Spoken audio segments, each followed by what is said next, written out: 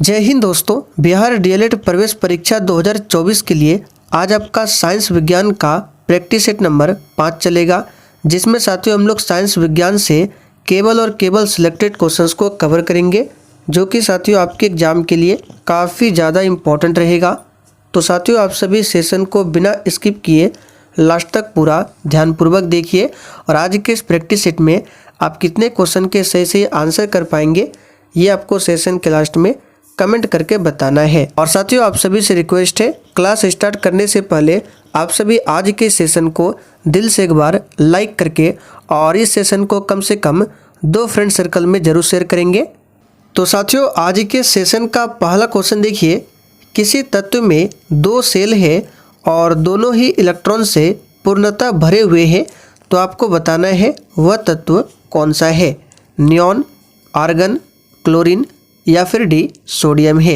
बिल्कुल आपको सोच समझकर आंसर करना है और साथियों प्रत्येक स्टूडेंट को नीचे लाइव चैट में अपना अपना आंसर देना है, जिससे आप सभी का प्रॉपर तरीके से रिवीजन भी हो सके। चलिए क्वेश्चन नंबर 1 के लिए आंसर बताइए। किसी तत्व में 2 सेल है और आप सभी जानते हैं पहले सेल में मैक्सिमम कितना इलेक्ट्रॉन भर सकता है, मैक्सिमम 2, और दूसरे सेल में मैक्सिमम 8 भर सकता है। तो यहाँ पे क्या बोला गया है, किसी तत्व में 2 सेल है और दोनों ही इलेक्ट्रॉन पूर्णतः भरा हुआ है। तो पहले इलेक्ट्रॉन में 2 है और पहले सेल में 2 इलेक्ट्रॉन है और दूसरे सेल में 8 इलेक्ट्रॉन है। तो टोटल आपका हो गया यहाँ पे 10 इलेक्ट्रॉन।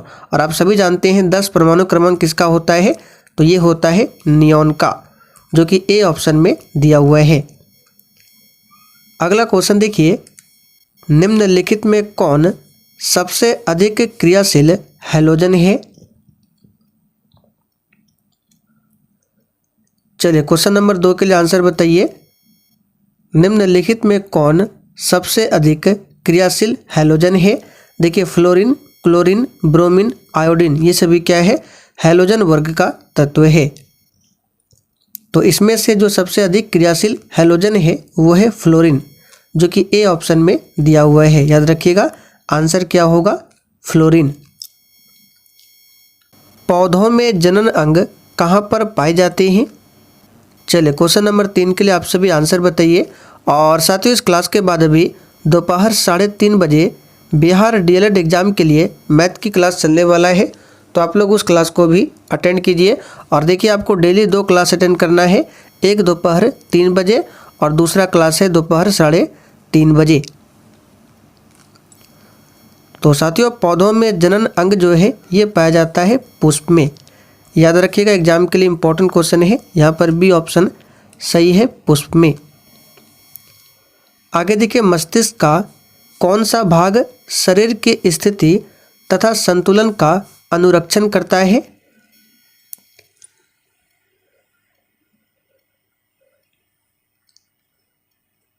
चलिए क्वेश्चन नंबर 4 के लिए आंसर बताइए। मस्तिष्क का कौन सा भाग है जो शरीर की स्थिति तथा संतुलन का अनुरक्षण करता है।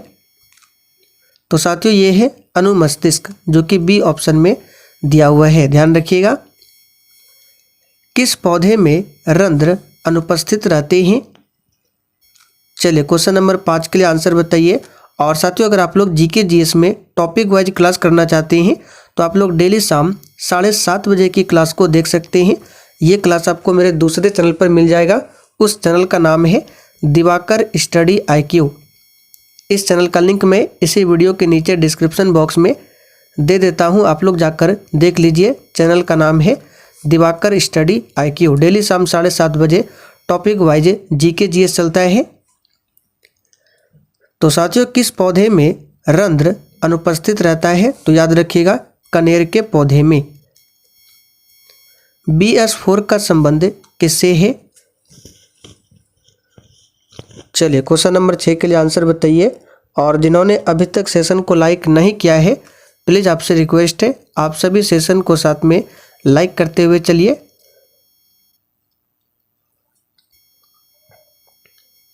तो साथियों BS4 का संबंध किससे है, तो याद रखिएगा इसका संबंध है वायु प्रदूषण से।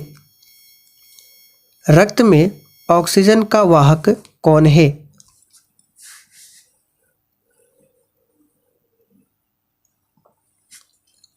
तो साथियों यहाँ पर क्वेश्चन नंबर 7 के लिए आंसर क्या होगा? रक्त में ऑक्सीजन का वाहक है हीमोग्लोबिन। यहाँ पर सी ऑप्शन में दिया हुआ है।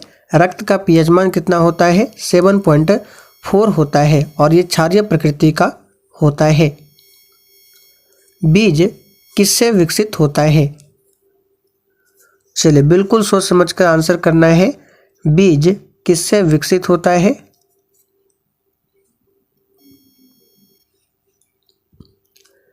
डी राइट आंसर है, बीजांड से। ध्यान रखना है बीज जो है वो बीजांड से विकसित होता है। आगे देखिए, ग्रहणी किसका भाग है? बहुत ही शानदार लेवल का क्वेश्चन है, स्टार मार्क कीजिए, एग्जाम के लिए काफ़ी ज़्यादा इंपॉर्टेंट है। ग्रहणी किसका भाग है?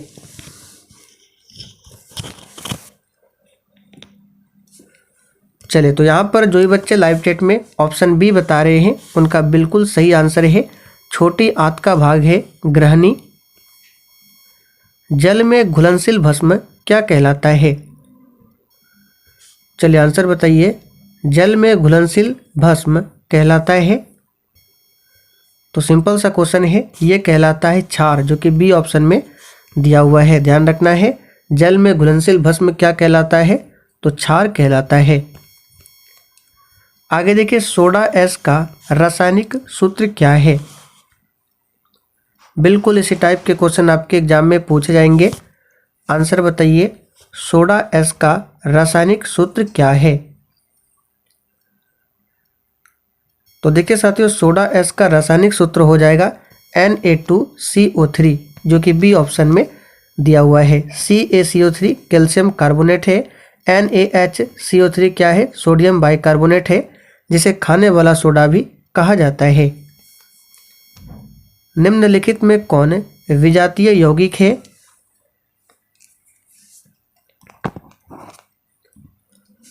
चलिए 12 के लिए आंसर बताइए। निम्नलिखित में कौन विजातीय यौगिक है?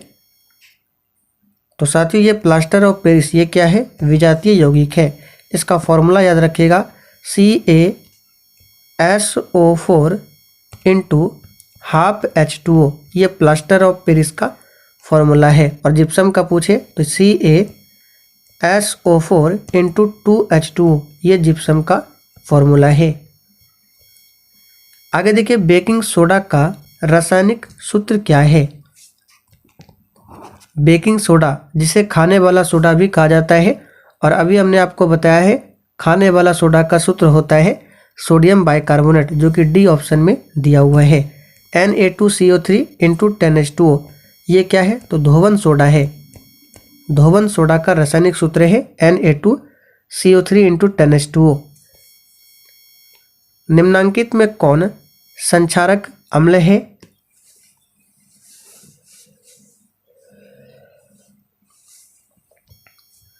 तो साथियों संक्षारक अम्ल यहाँ पे कौन सा हो जाएगा? सल्फ्यूरिक अम्ल। इसका फॉर्मूला होता है H2SO4। मिल्क ऑफ मैग्नीशिया का पीएच मान कितना होता है? इस क्वेश्चन पर स्टार मार्क कर लीजिए, एग्जाम के लिए इंपॉर्टेंट क्वेश्चन है। मिल्क ऑफ मैग्नीशिया, इसका फॉर्मूला होता है MgOH2, ये इसका फॉर्मूला है, और इसका पीएच मान होता है 10.5। इसे याद रखिएगा, क्या होता है? 10.5। सल्फर के संयोजी सेल में इलेक्ट्रॉनों की संख्या कितनी होती है? तो सल्फर का सिंबल होता है S, और इसका परमाणु क्रमांक होता है 16। और संयोजी सेल में इलेक्ट्रॉनों की संख्या, इसका मतलब पूछा जा रहा है बाहरी सेल में कितने इलेक्ट्रॉन हैं। तो इसका इलेक्ट्रॉनिक विन्यास होगा 2, 8 और 6। तो देख सकते हैं बाहरी सेल में 6 इलेक्ट्रॉन है, यानी संयोजी सेल में इलेक्ट्रॉनों की संख्या होगा 6। निम्नलिखित तत्वों में किसकी आयनन ऊर्जा अधिकतम होती है?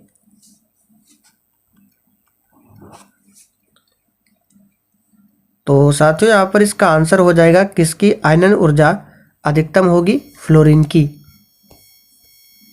नेत्र द्वारा किसी वस्तु का कैसा प्रतिबिंब बनता है? चलिए 18 के लिए आंसर बताइए।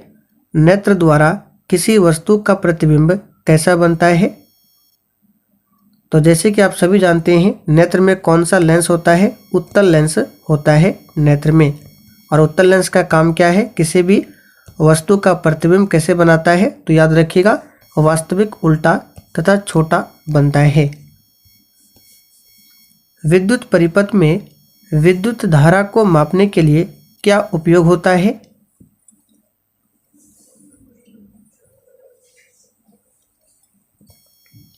तो साथियों, विद्युत परिपथ में विद्युत धारा को मापने के लिए इस्तेमाल होता है आमीटर का। चलिए आगे देखिए, निम्नलिखित में कौन विद्युत शक्ति को निरूपित नहीं करता है? विद्युत शक्ति यानी पावर, यहाँ पे पी का फॉर्मूला पूछा जा रहा है। इसमें से कौन कौन सा पी का फॉर्मूला है यानी विद्युत शक्ति का? तो विद्युत शक्ति बराबर देखिए V इंटू आई होता है, बिल्कुल सही है। V स्क्वायर बटे आर होता है, ये भी सही है। आई स्क्वायर बटे आर ये भी होता है, लेकिन आई आर स्क्वायर ये विद्युत शक्ति को निरूपित नहीं करता है। तो यहाँ पे डी ऑप्शन सही है। निम्नलिखित में से किसी वस्तु का वास्तविक प्रतिबिंब कौन बना सकता है? चलिए क्वेश्चन नंबर 21 के लिए आंसर बताइए। किसी वस्तु का वास्तविक प्रतिबिंब कौन दे सकता है? तो यहाँ पर इसका सही जवाब है ऑप्शन क्या हो जाएगा 22 के लिए? उत्तल लेंस। फोटोग्राफी कैमरा का अभिदृश्यक होता है।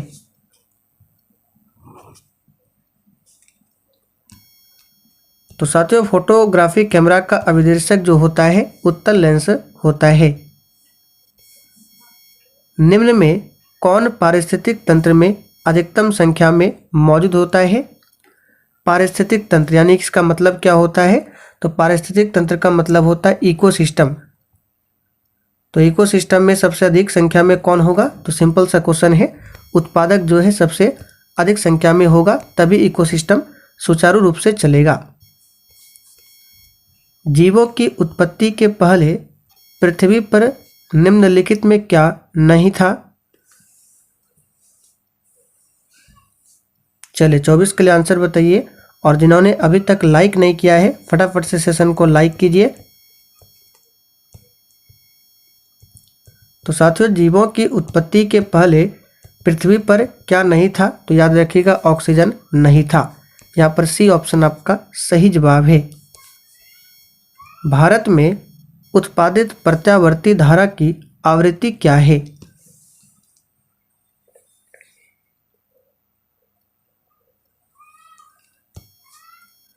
तो साथियों, भारत में उत्पादित प्रत्यावर्ती धारा की आवृत्ति जो है यह है क्या? 50 हर्ट्ज। 1 माइक्रो एम्पियर विद्युत धारा है। तो याद कर लीजिए, सिंपल सा क्वेश्चन है। 1 माइक्रो एम्पियर में होता है 10 पर पावर -6 यहाँ पे। तो देखिए ऑप्शन बी में दिया हुआ है। नरौरा नाभिकीय विद्युत संयंत्र किस राज्य में है? चलिए क्वेश्चन नंबर 27 के लिए आंसर बताइए। नरौरा नाभिकीय विद्युत संयंत्र किस राज्य में है? तो याद रखिएगा साथियों, ये उत्तर प्रदेश राज्य में है। उत्तल लेंस द्वारा आवर्धित काल्पनिक प्रतिबिंब तब बनता है जब वस्तु रहती है। यानी उत्तल लेंस में आपको बताना है काल्पनिक प्रतिबिंब और आवर्धित कब बनता है। तो याद रखिएगा, जब वस्तु कहाँ पर होता है? फोकस और लेंस के बीच में। निम्नलिखित में कौन लैंगिक जनन संचारित रोग है?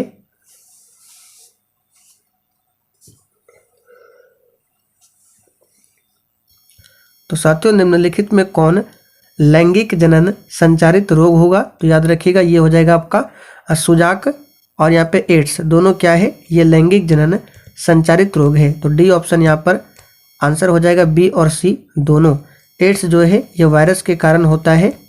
कौन सा वायरस है? तो HIV वायरस से होता है एड्स रोग। मानव गुर्दे का आकार होता है।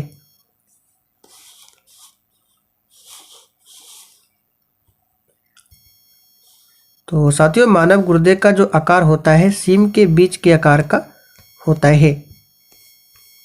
किशोरावस्था में होने वाले शारीरिक परिवर्तन का कारण क्या है?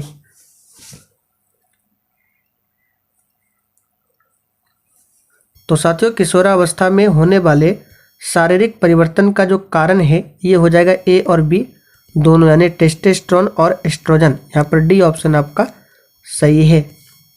तो चलिए साथियों, आज के लिए इतना ही। अब आप लोग कमेंट करके बताइए आपने आज के इस 31 क्वेश्चन में कितने क्वेश्चन के सही आंसर दिए हैं।